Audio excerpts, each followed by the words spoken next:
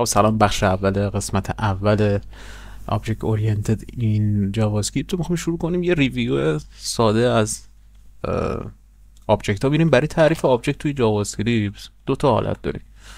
یه دونه مثلا یک مثلا تعریف میکنم به این صورت، دومی هم به این صورت. میتونیم بگیم که از کلمه کلیدی نیو استفاده میکنیم برای تعریف آبجکت و به این صورت آبجکت رو تعریف میکنیم. برای مقدار دادن سینگل، برای مقدار دادن تکی میشه گفت که میتونیم از این روش استفاده کنیم، مقدار. و برای دسترسی به این کلید و مقدارش میتونیم از حالت کنسول لاگ به این صورت مثلا بگیم از دات میتونیم استفاده کنیم به دسترسی به این نام. میبینیم اینجوری. و یک حالت دیگه داریم که توی زبان میشه گفت پایتون هم اینجوریه که به این روش میتونیم دسترسی داشته باشیم به کلیدهای کلیدهای آبجکت.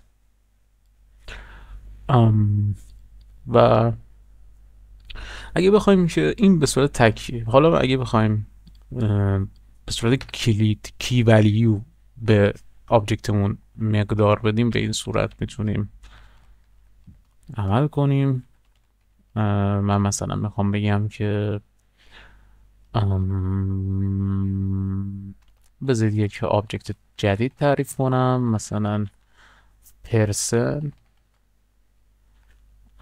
چون این آبجکت دیگه کلاس که نیستش. خب این آبجکت چون میدونیم کلاس اگه بخوایم تعریف کنیم اسم اولش رو کامل که اسم بزنیم بزرگ، ولی چون آبجکته حالا بعضی هم این کار میکنن و خب اینجوری هم مینویسن. بس دیگه دارم میام آبجکت پرسن تعریف میکنم، میزنم مهداد، ایدیش رو میزنم 2000 و همین. میخوام دسترسی داشته باشم بهش دوباره به این صورت میتونم دسترسی داشته باشم و همچنین به این شیبه. خب یک سوالی که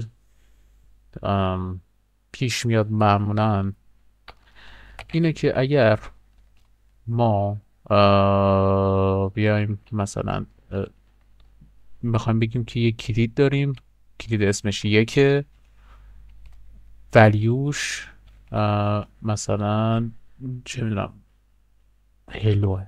خب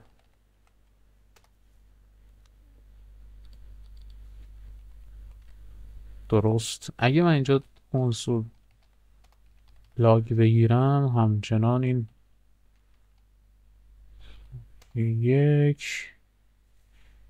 یک